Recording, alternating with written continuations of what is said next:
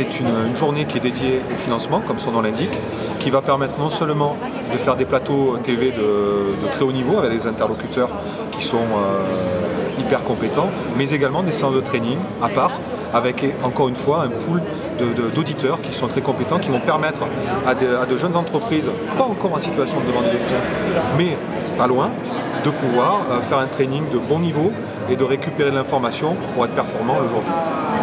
Alors la French Tech, ça a 1 an à peu près. Est-ce qu'on peut faire un premier bilan 12 mois après la naissance en termes de réalisation?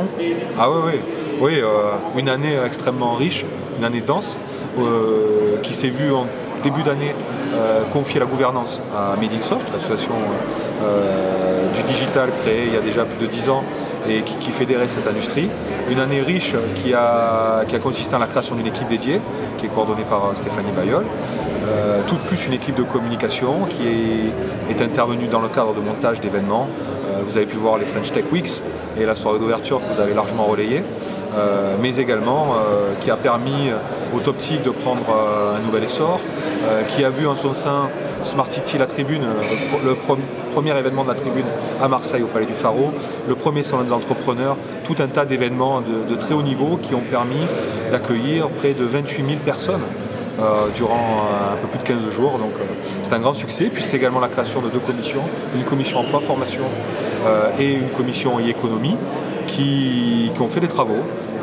Pour la commission emploi formation, la sortie d'un site qui s'appelle madeinjob.com qui connaît de très très bons résultats avec en ce moment 200 offres actives de CDI, mais également une étude de grande ampleur sur tout l'arc méditerranéen qui a permis de déterminer les profils les plus recherchés et qui va permettre aux écoles de pouvoir adapter une partie de leur formation sur les demandes les plus fortes.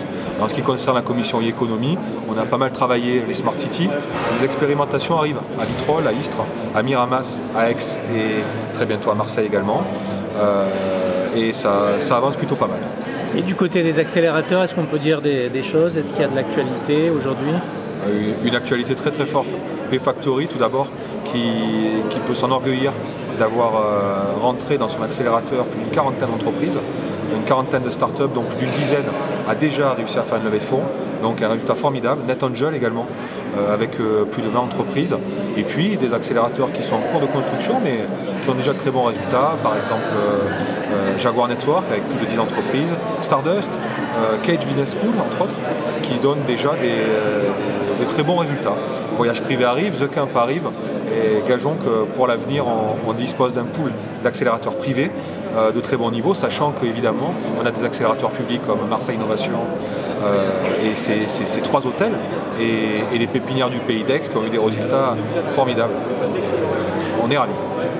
Et en termes de gouvernance, est-ce qu'il y a des changements dans le pilotage de la French Tech? Conseil territorial du numérique, toujours. Est-ce qu'il y a des nouveaux acteurs qui rentrent aujourd'hui pour vous rejoindre? Alors oui. À l'heure actuelle, le comité exécutif d'Aix-Marseille French Tech est composé des 4 collectivités et évidemment de Made in Soft. Il ne faut pas oublier que dès l'origine, Provence Promotion ou encore la CCIMP s'était impliquée dès la candidature, mais ne faisait pas partie de ce comité exécutif. La CCIMP devrait rentrer dans ce comité exécutif et participer de manière paritaire à la gouvernance d'Aix-Marseille French Tech. Ça va nous apporter de la ressource humaine, ça va nous apporter également des moyens financiers et nous en sommes ravis. Tout ceci étant à l'initiative du président Pfister et des élus d'Aix et de Marseille.